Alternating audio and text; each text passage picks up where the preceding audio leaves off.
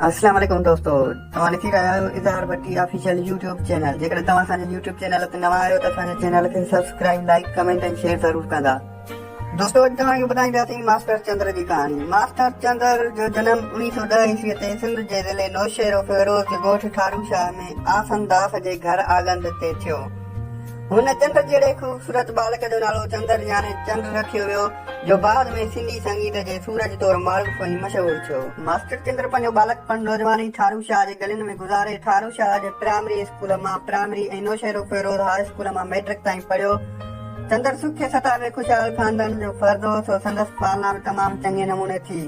पर चंद्र खे राग सां इश्क जी हद ताईं लॻाव हो, सो भॻतनि जूं भक्तियूं ॿुधी पाण बि भक्तियूं करण लॻो ऐं भक्ताणी पोशाक बदिरां पेंट शर्ट, पतलून, पाजामे जहिड़ी लिबास में राग विराग जूं महफ़िलूं ॻाइण वॼाइण लॻो। पहिरियों उस्ताद जीवतराम हो, जंहिं हुनखे सुर लॻाइण ऐं हारमोनियम जी सिख्या ॾिनी। बाद में हुन उस्ताद गायकनि खां सिख्या वरिती, जिन में आशिक़ अली खान बि शामिल आहे। चंद्र जो पहिरियां त राग सां ज़ौक़ शौक़ ऐं पोइ इश्क बणिजी वियो। मजाल जी महवीद मिलियसि त शाइरी, मौसीकार, गायक ऐं तर्ज़नगार बणिजी वियो। मास्टर चंद्र जॾहिं हारमोनियम हंज में खणी आङुरियुनि जे छुआ सां सुरीला ऐं रसीला सुर पखेड़ण लॻो त वाह वाह थी वई। संदसि आवाज़ हिंद सिंध में पखिजी वियो। मास्टर चंद्र जी राग जी नामचारी जा पड़ाड़ा हिंद ताईं पहुता त कलकत्ते जी रिकॉर्ड कंपनियुनि बि खेसि ॻोल्हे लधो हो, जिते हू फ़क़ति मशहूर मक़बूल गायक तौरु रिकॉर्ड बि थियो, पर मौसीकार तौरु बि सिंधी फनकारनि खे रिकॉर्ड कयो।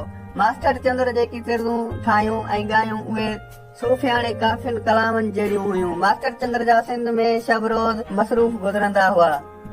मास्टर चंद्र शरणार्थी बणिजी हिंद हलियो वियो त बि सिंध खे न विसारियईं ऐं सिंध खे सारींदो रहियो। महताब महबूब साणसि मिलण काण वई त हथ दॿरिया वधी प्रणाम करे ऐं चवण लॻो त अॼु मूं वटि सिंध हली आई आहे।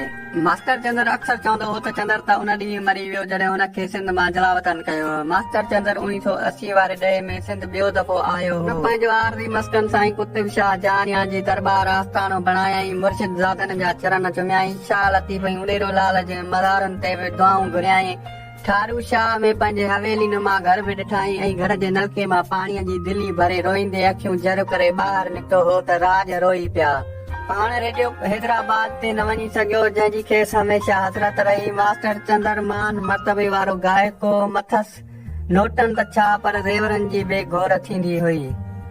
मास्टर चंद्र 1986 ईस्वीअ में 76 सालनि जी ॼमार माणे ऐं हिन दुनिया मां हमेशह लाइ असां खां विछड़ी वियो। जेकॾहिं जो को वीडियो तव्हांखे पसंदि आयो आहे त असांजे यूट्यूब चैनल खे सब्सक्राइब, लाइक, कमेंट ऐं शेयर ज़रूर कंदा। महिरबानी।